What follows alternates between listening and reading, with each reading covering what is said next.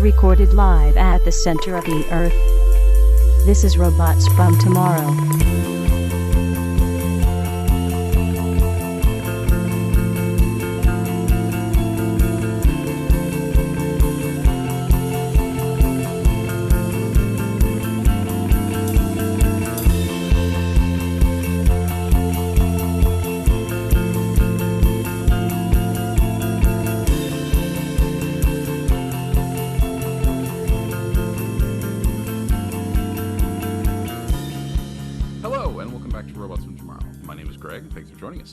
Today's guest needs no introduction, but I'm going to try my best to give him one anyway. He is a creator whose balance of romanticism and pragmatism has kept him in the business and thrall of comics for almost 50 years as an artist, a writer, and a cartoonist.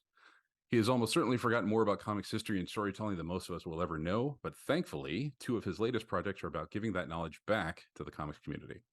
The first is Hey Kids Comics, a Romana Clef series from Image Comics about the history of mainstream comics, whose final issue just came out last month and whose trade collection is due next month.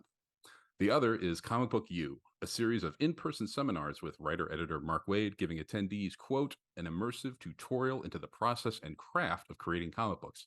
Kicks off next Saturday, November 18th at UCLA. In addition to all of that, he is reviving John Benteen's early 20th century soldier of fortune creation Fargo with an upcoming 96-page OGN adaptation through the crowdfunding platform ZOOP. I am, of course, talking about Howard Chaykin, and it is my absolute thrill to talk to him today about comics and his history with them. Howard, how you doing? Great. I'm exhausted from the introduction. It's amazing. I get a nap. Jeez, look at me. There's so much stuff I cut out too. Yes. I take issue with one thing. Okay. It's over 50 years. That's what makes my head explode. It's over 50 years. I took a look at an early credit of mine. It was 1971. So Jesus, I mean, I've been here forever. Yeah. Well, it could be almost on like the other side of it, you know. Go away. I think let's move on. Let's marginalize him even more than he is already. Come on, let's put Oh, okay. Well, I think the subject of comics learning, teaching, and mentoring is going to be a theme for today. So let's start with your upcoming gig. What can folks expect from a Howard Chaykin comics seminar? Well, all this really traces itself back to a series of seminars I did at Marvel over a 6-year period, twice a year, when Marvel decided that they had talent under contract that wasn't working and living up to their responsibilities. A lot of this derives from the fact that talent no longer has to live in the same city where the publishers are, so that you really don't have any sense of the process that's enacted to get to the finished point.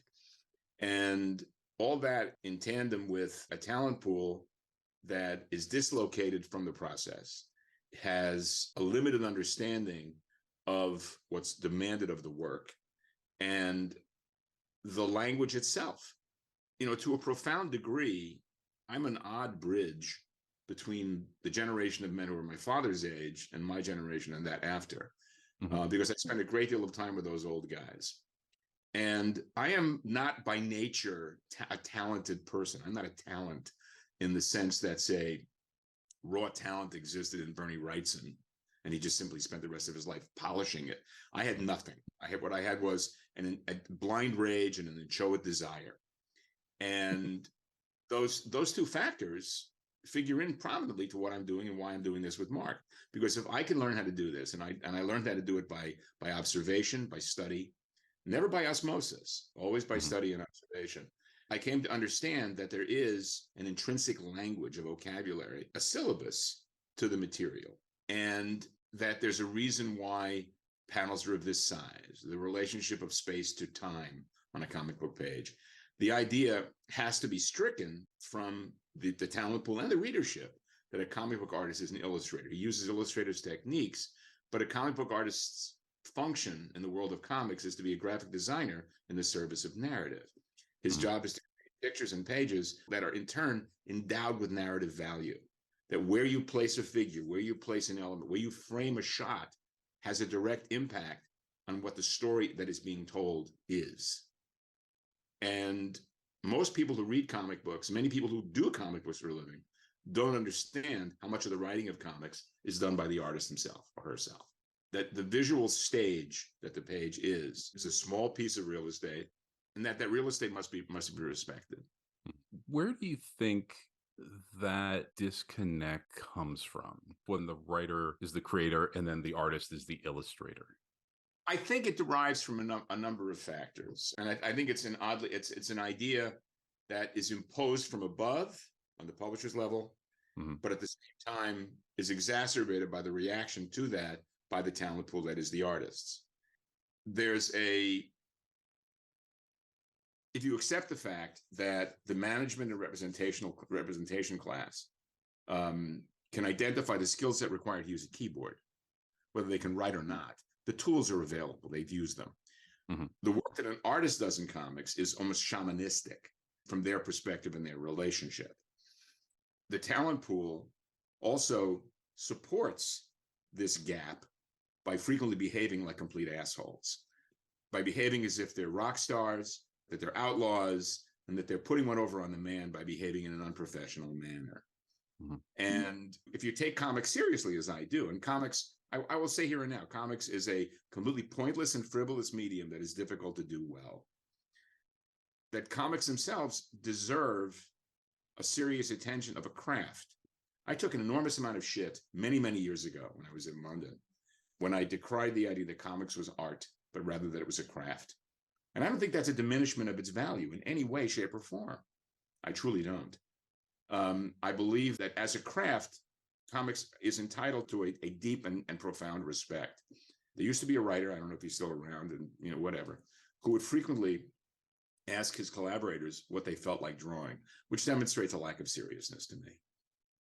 I'm not here to draw what I feel like drawing. I'm here to provide the visual nature to a literary idea. That question reflects a diminishment of value to the material, because it confirms the fact that it's just a goof. It's just, well, it's comics. Who cares? That's just nonsense. That really is. So if that answers your question, I hope it does. It does. So you, as you mentioned, this is not your first instructional event. How does having these opportunities affect how you approach your own work? What are you getting out of these opportunities to teach comics? Well, I'm in my victory lap. Now I'm an old man. I'm 73 years old. I was 72 and a half until I turned 73. You know how it works. And I don't really feel that there's I'm past the point where the master learns from the student. I'm not there. That Kung Fu cliche doesn't apply here. The most significant moment of this, and anecdotally in regard to that, is when I was doing one of these seminars with Klaus, for example, at Marvel, Klaus Janson, who's a bosom pal and a good guy and a great fellow instructor. We started talking about the misreading of comics as storyboards, as movies on paper, and they're not. They're a static form. And we're both going back and forth in this. And I said, the only kind of movement you have is the implication of deep space. And it was like, we turned to each other like the ape men in 2001 and went, oh. And recognized that we then went off on a tangent for an hour about the application of deep space and the fact that in contemporary comics, with the application of computer color and the way the color can be orchestrated to be a storytelling element, the use of rack focus to imply deep space. Within a month or two of that, someone posted on Facebook a series of screen grabs from Alfred Hitchcock films, saying that nobody does this anymore. I say I do it every day.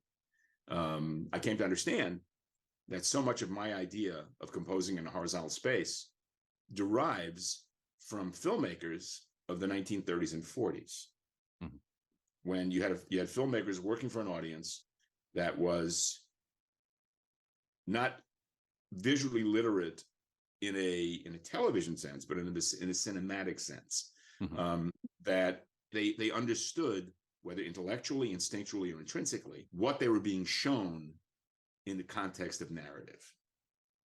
I recently watched Beau Geste, the Gary Cooper version of Beau Geste, and there's a bit of business in the beginning of the film that is the clue, the key to everything that happens in the remainder of the movie. I won't say anything as to go wider with this, but it was done in so impromptu and vague a way that a modern audience, which is used to being indicated and lanterns hung on it, would very well have noticed the moment, that the moment was the key to the narrative. And I have been overestimating my audience for decades because I believe that I'm entitled to do that subtle a reference as a setup for the narrative, like Chekhov's gun. Okay.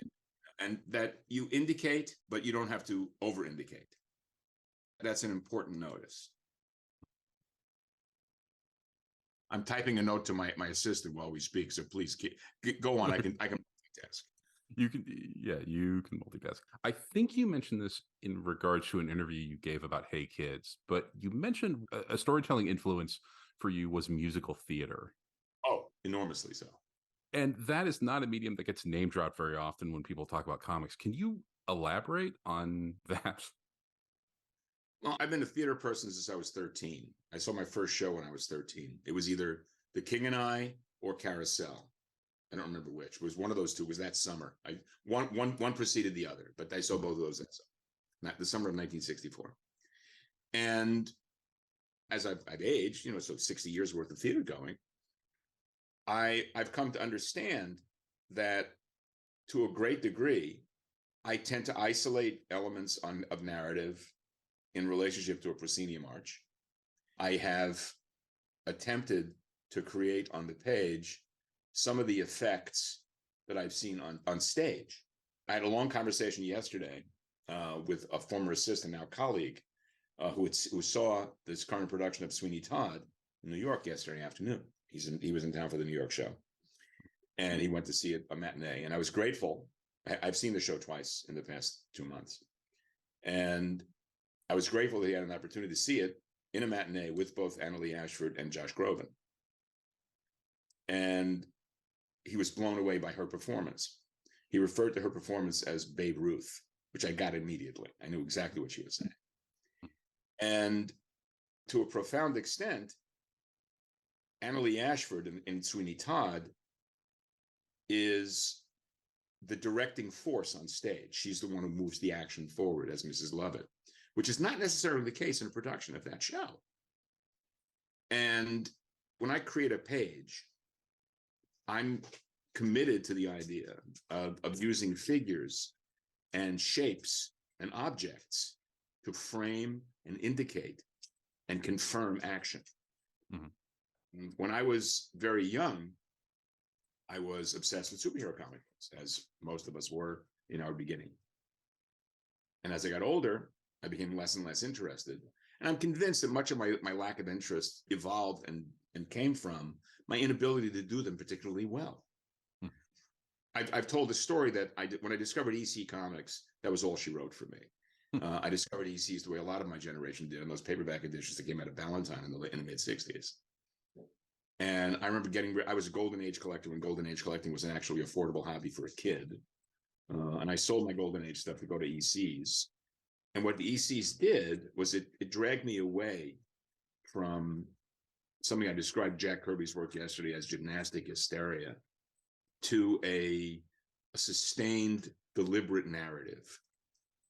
When I discovered Harvey Kurtzman's work, I realized years later what I was identifying in Kurtzman's work was a departure from what had been narrative storytelling in comics. That Will Eisner's transliteration of the newspaper Sunday page to a comic book page, or the aspect ratio of a comic book page, and then the adjustments required in that transliteration to create a page that led to another. That engagement with the reader who turns the page is an imperative. That Kurtzman was doing something deliberative, whereas Eisner's work derives from movies and radio. Kurtzman derives from radio and short stories, and yet he's got a visual sensibility. It's significant how much that Kurtzman laid everything out. There's a system to his deliberation. Speaking of Annalee Ashford, years ago, I saw her in the last show she did was a production of You Can't Take It With You, which is not a musical, it's a comedy. It's an old chestnut written by George S. Kaufman and Moss Hart. And in this production, the father of the family was played by James Earl Jones, and his daughter was played by Rose Byrne. And both of them are serious professionals. Byrne is an astonishing talent. I'm a huge fan of Rose Byrne's. And The secondary characters, Reg Rogers, who's an actor who's most known for television audiences playing a string of douchebags, plays the Misha Auer part, the Russian ballet teacher. And watching an actor finally given an opportunity to do something that's not like what he's been typecast for the best 20 years of his working profession, to do this was joyous. And Annalee Ashford was able to cock her body and steal scenes. And I'm watching this show with a dear friend of mine who's an engineer. Mm-hmm. And we're watching from our usual chosen seat, which is the front row mezzanine. So we're looking down on the stage, seeing its blocking. And Nort, this engineer pal of mine, talked about that structure. And that blocking, that organization on stage is really an important thing to me. And to finish with this, probably my favorite illustrator of the golden age of illustration was a guy named Robert Fawcett. Fawcett's taking a lot of shit right now on illustration platforms because of his weird perspectives. They are weird. Mm-hmm. But the thing about Fawcett's work, who was a profound influence on Noel Sickles, on Milton Caniff, on Alex Toth, although Toth disowned him before he died, is that his work looks as if it's being lit from footlights. It's not cinematic, it's stage-bound. And I use the metaphor of the proscenium arch constantly and frequently in the lectures I give in the Paradigm course, because the proscenium arch is an element of theater whose function is bearded in its acceptance that the panel is a proscenium arch, but there are also proscenium arches within the context of the image of the panel itself that serve as frames and as pointers and as indicators and as signifiers of action. Long answer to a short question. Sorry about that. I love long answers. That means less work for me. Before we get away from the upcoming lecture, how did you and Mark get paired up? Well, Mark is one of the few guys in comics. The other one is also named Mark Guggenheim. Waid and Guggenheim are two writers that I will work with at the drop of a hat. I will not give it a second thought, because extent of their ability as writers, I'm not talking about their brilliance as writers. That's not what I'm saying. What I'm saying is they understand the collaborative nature of the work we do, and they also have, whether an intrinsic, intellectual, or instinctual understanding of the real estate of the page. Neither of them, in my experience in working with them, has ever asked more of the page than the page could deliver. And I'm constantly astonished by writers in comics who don't have that understanding, that knowledge, who lack the recognition of how little the page is. And frankly, it took me working in television for as long as I did to truly grasp how small that is, how little it is. When I worked in television, I learned to break stories down on index cards. And one of the things I learned was that an index card was more space than you needed to indicate what happened on a page, which freaks people out when I say this, because they think that stage is a huge volume of storytelling, and it really isn't. It's gotten smaller as we've gotten older and gotten deeper into the material. And the page itself is a representation of time through the presence of space. And I delineate that idea in the lecture. Mark and I share a lot of ideas. We disagree on a shitload of things. But I also believe honestly and earnestly that too much agreement spoils a chat. And we are simpatico in this way. Are you going to have any time where you're both sort of on stage together, or is it going to be like he has his sessions and you have your sessions? Is there? We'll do a transitional sequence where we'll basically represent our agreements and our disagreements and share this. And and the fact is, I'm perfectly comfortable being contradicted because I know I'm right. And it'll be a holistic experience. I mean, I think we're each doing about the same length of time, but I'm going to be doing the 3 layers of the paradigm, the basics of the paradigm, variations on a theme, and then in practice. And the idea of how important layout is to the story told must be addressed. One of the questions I had was that so many of the best comic writers seem to have at least some form of cartooning in their background, even if it's not necessarily like what they're primarily known for. Is it really a prerequisite for reaching a certain level of excellence as a writer in comics, having that cartooning background? And I think what I've gleaned from your answer is that it's that understanding of how much a page can hold. Well, but then added to that is the relationship of size to space. There are 6 people involved in a comic book: editor, there's a writer, there's an artist, there's a letterer, there's a colorist, and there's a reader. And the reader is the engine that turns the page. And you tell your reader at your own peril what you need them to know. And frequently, in my experience, it's important to understand that if you do, for example, a three-tiered page, 3 horizontal spaces, and you break one of those up, and you break them up in different sizes, you're telling your reader something. The reader will react to this. That if you neutralize the reader's reaction to size, you can control the reader's perspective and understanding of the narrative more effectively. If I'm solicited to do a cover, for example, for a book, I will send in a minimum of 2 comps, 2 rough sketches, and I will not number them. I will not number them 1, 2, or A, B. I will give them non-specific names.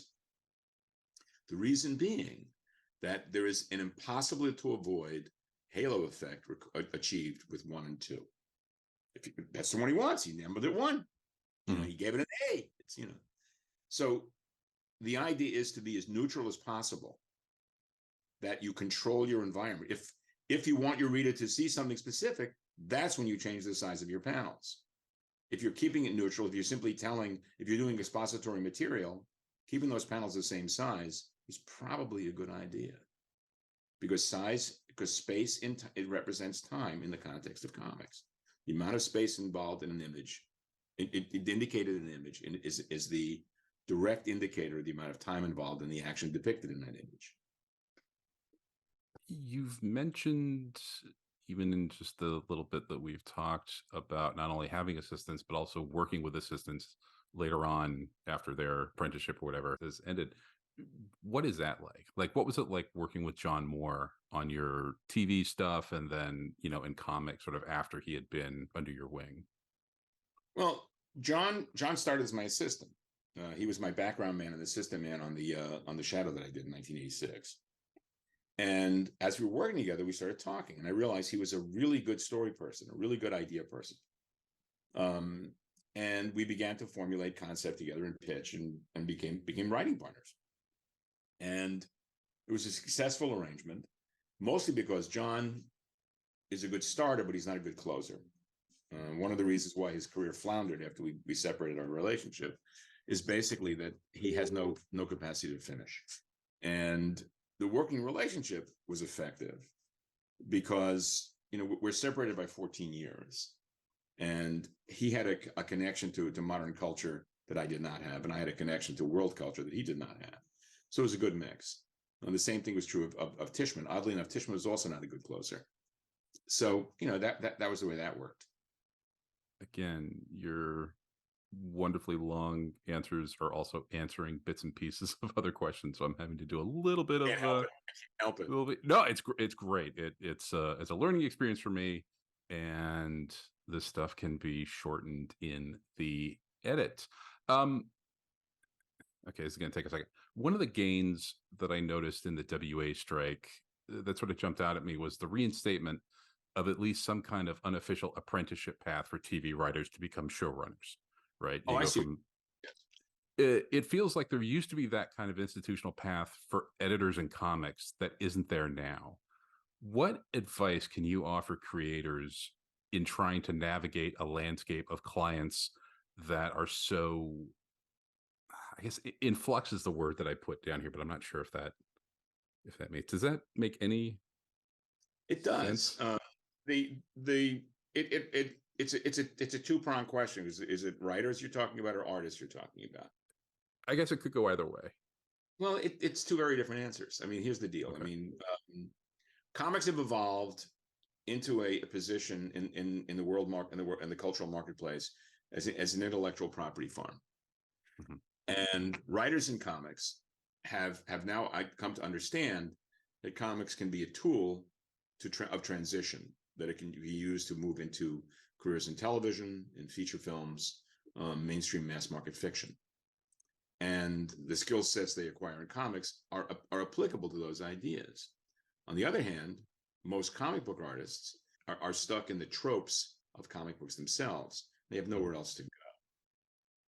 So the idea of apprenticeships, the idea of learning from those who've gone there before, has lost its intrinsic value, not the least of which is that we now live in a culture which resists and rejects expertise and identifies expertise as something that may be oppressive.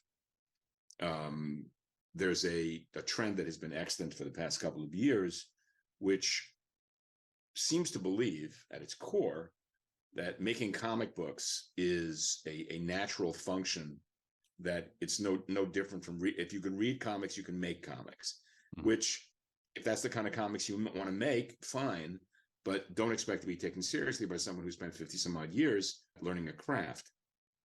And the thing about what Mark and I are doing is that the people who should be coming to see these, to listen to us speak, to understand what we're doing, frankly, are the editorial staffs of both the major companies. Because right now, there is not a single artist working as an editor at either of the major companies. Their entire understanding of narrative comes out of the Robert McKee course. They may have read the 5 C's, but for the most part, they don't understand what the artist brings. And of course, the artist frequently creates havoc in this regard as well, by behaving like an asshole, by attenuating the amateur nature, the hobby nature of the work. That, I mean, in that first day, when I was doing the Marvel seminar, for example, the first 2 hours consisted of me laying out the ground rules, which are that you are no longer, speaking to these 5 guys, you are no longer drawing comics on your mother's cutting board in the middle of the night while everybody else is asleep for fun. The minute you start taking money from a corporation, you are a corporate cog, whether you like it or not. If you don't want to be that corporate cog, work elsewhere, but don't expect anything of the world depending on what you provide. And these people would look at me like I was fucking nuts, because I have a reputation for being a contrarian, for being someone who steps outside. But the reality is, when I work for Marvel and I work for DC, and I've aged out of both companies, I've been not so persona non grata, but they have no interest in my work, and I haven't for over a decade. But while I worked for them, and when I did work for them, I approached the work with the same level of commitment to craft as I did for my own work, because that's the job. Years ago, I saw a rate card from one of my colleagues, a colorist, who may thought he was being funny, but it was just really insulting. And that this is what you get if it's good. This is what, that's bullshit. You do the work, you do the best job you can, no matter what they're paying you. I mean, right now, hold on a second. I have to respond to my assistant. No worries. Bear with me a moment. I have no idea what he's talking about. No problem. Back to you. Sorry about that. That's okay. You're catching me in the middle of a working day. Look at that. This is, comics verite. This is what it is. We're talking about you. We're talking about assistants, and you're like, I'm doing this thing. Sorry, I got an assistant I got to work with here. It's my color, as it turns out. Okay, so let's talk about Fargo for a second. It is set in a particular sweet spot of history for you, a period that you keep going back to, be it Century West or Sunshine Patriots, or even your Batman story, The Devil's Workshop. What is it about that period of early 20th century history that interests you so much? I love the fact that era is the fruition of 45 years of robber barons and fortunes being built. I mean, it starts in the 1860s with the guys who invested in the victory of the Union over the Confederacy in the Civil War, selling to the United States government, which money then turned to build the railroads, which built the oil industry. And by 1910 or so, modern America was in place. It had been invented. You had the airplane, you had the car, radio was on the horizon. You had David Sarnoff in 1912 broadcasting from the roof of the building, delivering live reports of the Titanic. So there it was, and there's a song, many a tear has to fall but it's all in the game. It was written in 1911. Okay, so everything is there. Syncopation, the urbanization of culture, it's all there, and I love that period enormously. One of my favorite writers of Western and crime fiction has a colophon, Lauren Esselman. His colophon is a man's head right down the middle. On one side, it's a Stetson and a handlebar mustache. On the other, it's a fedora with a pencil-thin mustache. And that world, that idea, that world where crime and Westerns meet, that's my meat. I love that stuff so much. And no matter what, I come back to it frequently, as you've noted. I play in that world a lot. And the Fargo stuff, I mean, it's when this broadcast, we're a day away from completing our mission with crowdfunding. I understand. Fargo stuff. John Benteen was clever enough to identify there was meat in the character that Lee Marvin played in the Professionals. He took that character, gave him a new name, and gave him a backstory, and built a huge franchise, a 20-book franchise, out of this soldier of fortune who was basically Conan if he'd run around at the same time as the Wild Bunch.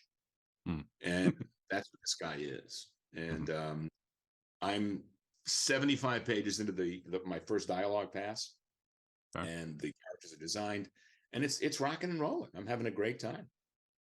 There is something I've noticed in at least a bunch of your stories is that the past, I don't want to say the past and the future always meet, but it feels like you're always using one in the service of the other, which is my long-winded way of saying it seems like Time Squared is hopefully going to be available in 2024 from what I gathered from a word balloon.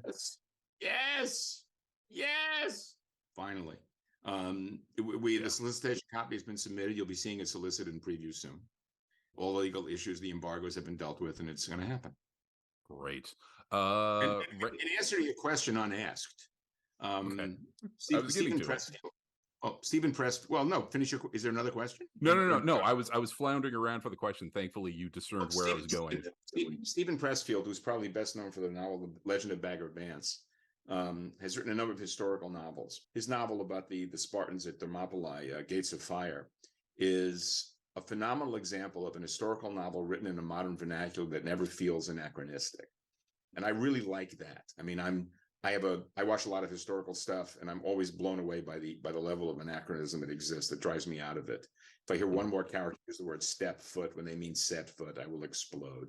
At any rate, my franchise as a writer has always been to try to connect with a period in an honest way without overdoing the demonstration of my research, and to deliver an entertainment that is true to the period, but plays with the period in a way that makes it accessible to a modern audience, if that makes any sense. I am looking forward to Time Squared. It's such a culmination of all the things you were doing at the time, and it's such a viscerally in your face sort of work that I am excited for it to be available for people to be able to check out, because there's so much going on there between you and Ken and Steve, and it's just it's unlike kind of anything else. There's one copy of the book in the United States right now. The book, it's on my shelf, not on my shelf. It's on my editor's shelf, and I've seen the book, and it's absolutely gorgeous. I mean, I can guarantee you the book includes the first Flag special, the two previously published volumes, the third and final volume, Hallowed Ground Zero, and a slew of back matter which has never been seen. New material, old stuff that was cataloged and filed, and that never was printed. And I think if you have any interest in this material at all, it'll be a real joy to have. I'm looking forward to getting the book. One more little question. We were talking a little earlier about an apprenticeship, going from TV writer to becoming a showrunner. Is that something you went out to Hollywood in order to achieve? To be honest, I moved to California the day before I turned 35, October the 6th, 1985. I turned 35 on the 7th. And I did it solely because I recognized the fact that despite the fact that how good Flag was, the reception had been so positive, that I had no prospects whatsoever. that I was potentially, that I may get this old. I had no idea that I would get this old, and that I would have nothing to go on other than Social Security and cat food casseroles, because there was no future in comics for me. I've never had a commercial footprint of any profound degree. My work is contrarian. It doesn't, my identification of excellence is not shared with that same identification on the part of the readers. And I realized that I had to go someplace to seek another income stream. I moved to California with the express idea of exploiting the attention that Flag had generated, and ended up working in television. And I'm very grateful. I never worked on a show I'd watch, but I generated a pension, enough real estate, and savings. So I find myself in the position at 73 of being able to do comics that don't have to make any money for me. I've said more than once explicitly that every move I've made, when I was in the 1970s, when comics paid nothing, I worked as a storyboard man, working at J. Walter Thompson and BBD&O for $150 a day, and $1.50 a day in those days was $1.50. It made it possible, because comics paid just like shit. I was making 23 bucks a page for pencils on the Fat Freddy Gray Mouser stuff and the Iron Wolf stuff too. So $1.50 for a day's worth of teeny frames with lunch was a big deal. And everything I've done, every move I've made professionally has been a means to convince me to allow me to continue working in comic books. And I love comic books. I love the idea of comic books. The content doesn't interest me in the least. The form is what appeals to me. The content is no context for me.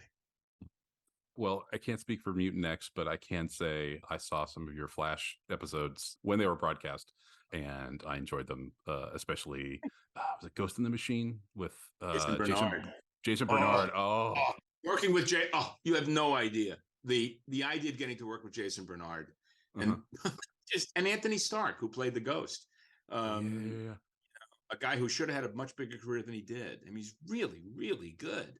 He showed up on Prison Break years later. But Jason Bernard, I mean, for me, Bernard's great moment is on film is in Eastwood's biography of Charlie Parker, Bird, where he plays a character who's an amalgam of Dexter Gordon and Sidney Bechet, having a chat with Forrest Whitaker as Charlie Parker in Paris.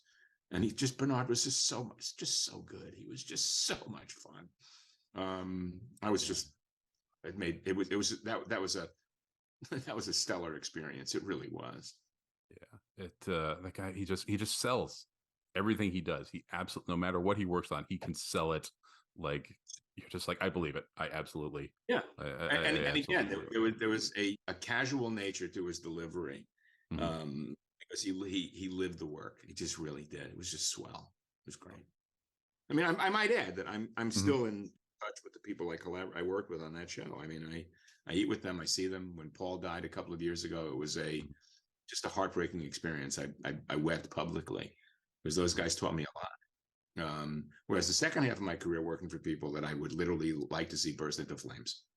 And I'm not being, and I mean literally. I don't mean figuratively. I mean literally. Yeah. I'm run them over a couple of times till I make sure they're dead. Okay, well, I think on that note, I will let you get back to. Hey, Greg, this has been an absolute gas. I've had a great time, and I appreciate your patience on all counts. Oh, no problem. I look forward to hopefully getting a chance to do this again sometimes, because I have reams and reams of questions that I knew I was going to be able to get to.